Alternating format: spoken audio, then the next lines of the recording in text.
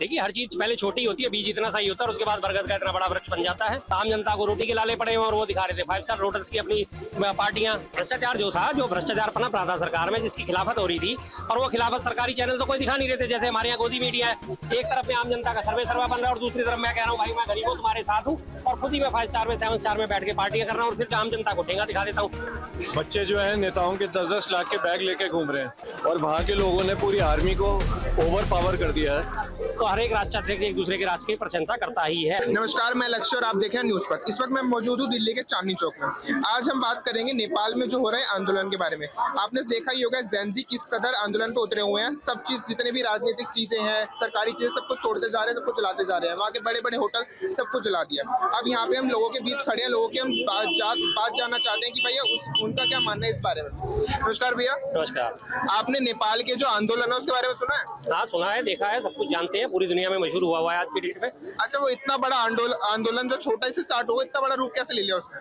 देखिए, हर चीज पहले छोटी होती है, बीज इतना सही होता है और उसके बाद बरगद का इतना बड़ा वृक्ष बन जाता है। तो आंदोलन की जड़ें पहले से जमनी शुरू हो गई थी, जब से सरकार ने अपने विलासितापूर्ण कार्य दिखाए थे, जनता को त्रस्त कर रखा था और सारी की सारी नेतागिरी और सारे उनके जो सरकार थी अपने मौज ले रही थी, विलासितापूर्ण जीवन जी रही थी, और साथ में वो सोशल मीडिया पे डाल डाल के आम जनता को चिढ़ा रहे थे। आम जनता को रोटी के लाले पड़े हैं और वो दिखा रहे थे 5 स्टार होटल्स की अपनी पार्टियां, उसमें खाने पीने की ऐश करते हुए दिखा रहे, करोड़ों की गाड़ियों में बैठे हुए दिखा रहे थे।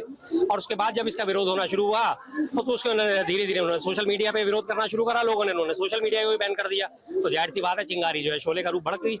तो इसका बड़ा कारण यही है, और इसके अलावा बताइए क्या है? तो मतलब आंदोलन भ्रष्टाचार जो भ्रष्टाचार पनप रहा था सरकार में, जिसकी खिलाफत हो रही थी, और वो खिलाफत सरकारी चैनल तो कोई दिखा नहीं रहे थे। जैसे हमारे यहाँ गोदी मीडिया है, वैसे वहाँ पे नेपाल में भी गोदी मीडिया मशहूर है। तो सारे जाहिर सी बात है, जो सरकारी चैनल था वो भी नहीं दिखा रहा था, भ्रष्टाचार पे कोई बात नहीं हो रही थी, लगातार लोगों के आंदोलन को दबाया जा रहा था। और उसको जब सोशल मीडिया पे उभारा गया, लगातार जैन जी ने इसकी आवाज उठानी शुरू करी कि हमारे साथ ये गलत हो रहा है, तो सोशल मीडिया ऐप्स ही बैन कर दी गई, सोशल मीडिया पे ऐप बैन कर दी गई, सोशल मीडिया ही बंद कर दिया गया। तो जाहिर सी बात है, चिंगारी को तो भड़कना ही भड़कना था। विरोध करना अपनी जगह, लेकिन सारे होटल जलाना, आम पब्लिकों को मारना, वो कहाँ तक सही है? नहीं, सही नहीं है जी, मैं इस बात से बिल्कुल सहमत नहीं हूँ कि इस तरह से। लेकिन प्रदर्शन जब होता है तो कहीं ना कहीं वो हिंसा रूप कहीं ना कहीं इख्तियार कर ही लेता है। लोगों में गुस्सा इतना होता है, फिर वो सोचने समझने की शक्ति भूल जाते हैं कि क्या करना है और क्या नहीं करना है। सबसे पहले उन्होंने सरकार को निशाना बनाया था, फिर सरकार को सपोर्ट करने वाले लोगों को निशाना बनाया, तो फिर कहीं ना कहीं उसमें अराजक तत्व भी शामिल हो जाते हैं। ऐसे आंदोलन में इनकी कोई एक कमांड तो होती नहीं, भीड़ का कोई स्वरूप नहीं होता, भीड़ का कोई रूप नहीं होता। तो भीड़ जिधर को भी चल देगी, उधर कोई चल देगी। उसमें अगर किसी ने कोई गलत करना शुरू कर दिया तो पीछे भीड़ फिर उसी का अनुसरण करती हुई चलती है।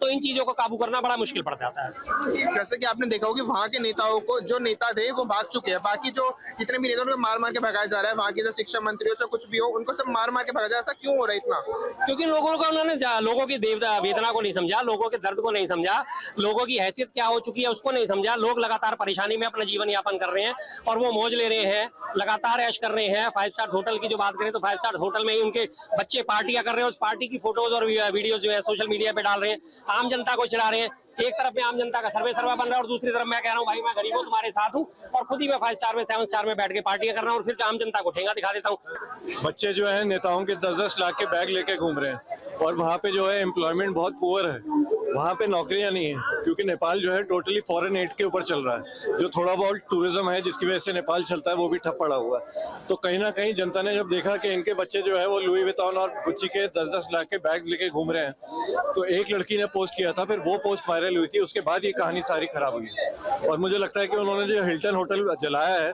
वो उनको नहीं जलाना चाहिए था। वो बहुत मैसिव और अमेजिंग प्रॉपर्टी थी और उसकी भरपाई कभी नहीं हो पाएगी।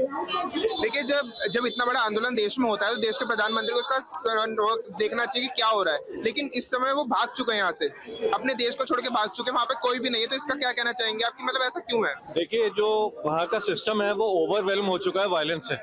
जब वायलेंस होता है तो मॉल भी लूटे जाते हैं। जैसे सर ने कहा कि भीड़ का कोई मजहब नहीं होता, भीड़ का कोई ईमान नहीं होता, वो जब एक डायरेक्शन में चलती है उसको रोकना बहुत मुश्किल होता है। और वहाँ के लोगों ने पूरी आर्मी को ओवर पावर कर दिया है और बहुत बुरा लग रहा है मुझे। अब क्या कैसे वो रिवाइव होगा दोबारा, ये देखना बहुत बड़ी बात है। देखिए, अगर जेनजिस का गुस्सा देश की सरकार से है तो सरकार पे गुस्सा निकाले ना। जो आसपास की जनता फंसी हुई है वहाँ पे, उनको तक मार रहे हैं वो लोग। देखिए, लोगों के अंदर बहुत सारी फ्रस्ट्रेशन होती है अपनी डेली लाइफ में, अपनी एम्प्लॉयमेंट एम्प्लॉयमेंट को लेके, अपनी बेसिक लाइफ को लेके, वो फ्रस्ट्रेशन भी जब वो भीड़ का रूप इख्तियार करती है, वो जब बाहर आता है तो वो वायलेंस बन जाता है। तो वहाँ पे वो लोग नहीं रुकेंगे, क्योंकि वो लोग काफ़ी टाइम से अनएम्प्लॉयड हैं, अपनी सरकार की तरफ वो काफ़ी टाइम से देख रहे हैं।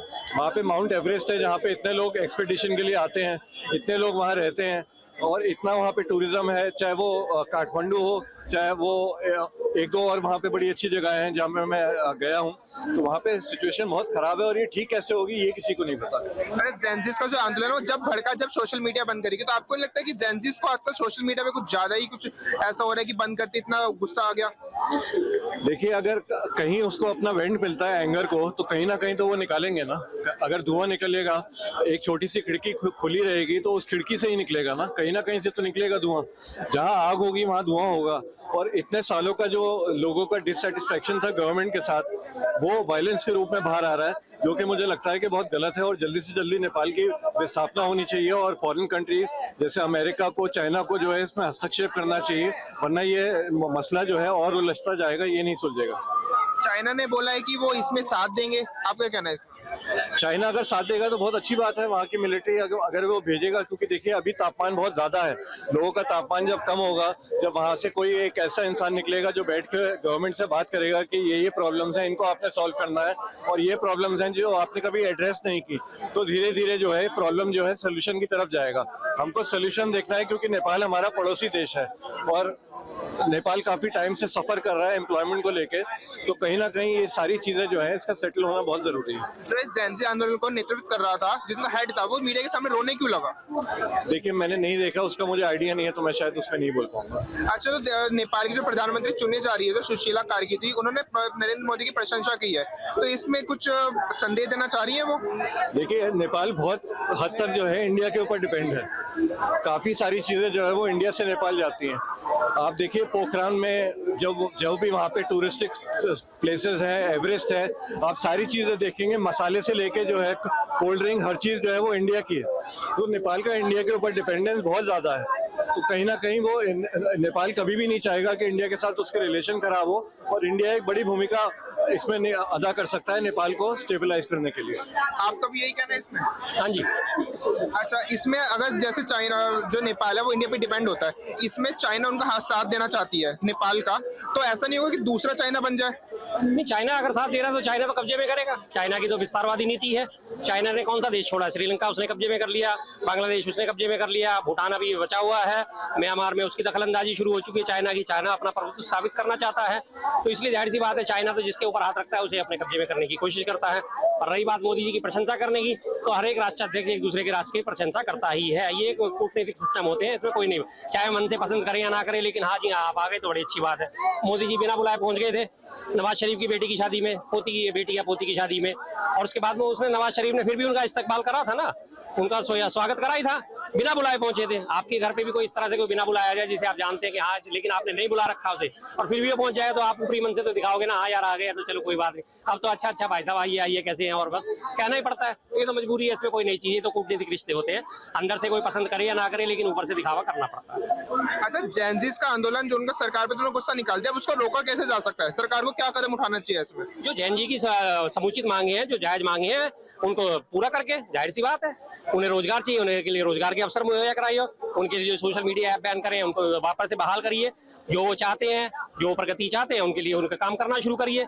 जो याशी और लाइफस्टाइल की जिंदगी जी रहे हैं, भ्रष्टाचार में आकंठ डूबे हुए वहाँ के नेता हैं, उन्हें जेल में डालिए, जाहिर सी बात है उनका गुस्सा ठंडा हो ही जाएगा। बस, धन्यवाद। तो देखा आप लोगों ने कि नेपाल में जो जेनजी आंदोलन चल रहा है, उसके लिए लोगों के विचार कैसे हैं। लोगों को मानना है कि जेनजी आंदोलन गलत नहीं है, वो उनका हक है। जो नेताओं के बच्चे होते हैं वो 5 स्टार होटल में पढ़ते हैं, और जो नेपाल के जो सदस्य हैं वो छोटे छोटे शहरों में पढ़ रहे हैं। अब इसमें दोनों में फर्क कितना है, अब हम इसमें देखते हैं। हम तो सिर्फ ये दिखा सकते हैं, अब सोचना सरकार को है कि इसको कैसे ठीक कर सकती है। तो आप लोगों ने देखा कि ये थे जनता के ख्याल।